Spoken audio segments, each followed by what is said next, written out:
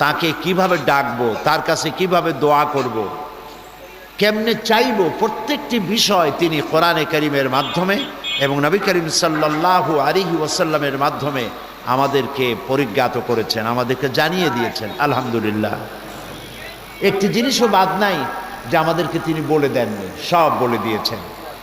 এই পৃথিবীতে যিনি পাহাড়িয়া এলাকায় গিরিপথ তৈরি করেছেন মানুষের চলাফেরার জন্য, সমুদ্রে নাবিকদের জন্য চলাফেরার জন্য আকাশে তারকাখচিত করেছেন, মরুভূমির মধ্যে দিক নির্দেশনা পাওয়ার ব্যবস্থা করেছেন, সে আল্লাহ তাআলা আমাদের জীবনের বাঁকে বাঁকে, অর্থনীতি রাজনীতির মোড়ে মোড়ে, জীবন চলার বাঁকে বাঁকে আমার চলার পথের কোনো নির্দেশনা দেননি, এই কথা চিন্তা করাও একটি বোকামি ছাড়া আর কিছুই না।